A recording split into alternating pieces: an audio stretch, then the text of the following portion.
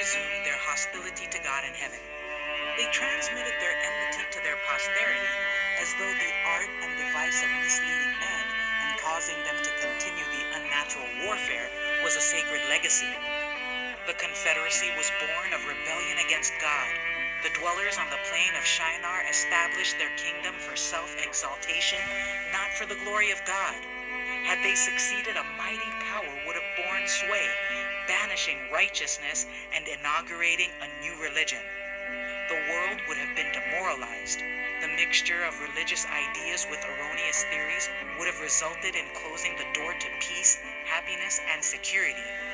These suppositions, erroneous theories, carried out and perfected, would have directed minds from allegiance to the divine statutes, and the law of Jehovah would have been ignored and forgotten.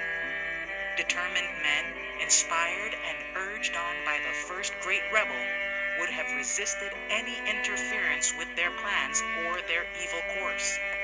In the place of the divine precepts, they would have substituted laws framed in accordance with the desires of their selfish hearts in order that they might carry out their purposes.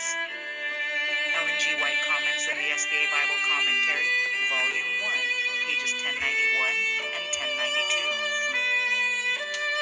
The enemies of God reasoned that they would secure themselves in case of another flood, for they would build their tower to a much greater height than the waters prevailed in the time of the flood, and all the world would honor them, and they would be as gods and rule over the people. This tower was calculated to exalt its builders, and was designed to turn the attention of others who should live upon the earth from God to join with them in their idolatry. Before the work of building was accomplished, people dwelt in the tower.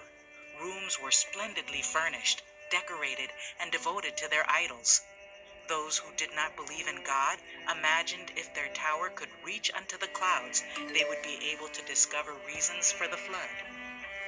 The Story of Redemption, pages 72 and 73. In the Word of God are represented two contending parties that influence and control human agencies in our world. Constantly, these parties are working with every human being. Those who are under God's control and who are influenced by the heavenly angels will be able to discern the crafty workings of the unseen powers of darkness. Those who desire to be in harmony with the heavenly agencies should be intensely in earnest to do God's will. They must give no place whatever to Satan and his angels. But unless we are constantly on guard, we shall be overcome by the enemy. Although a solemn revelation of God's will concerning us has been revealed to all, yet a knowledge of his will does not set aside the necessity of offering earnest supplications to him for help, and of diligently seeking to cooperate with him in answering the prayers offered. He accomplishes his purposes through human instrumentalities. Ellen G. White comments in the SDA Bible Commentary, Volume 6, page 1119.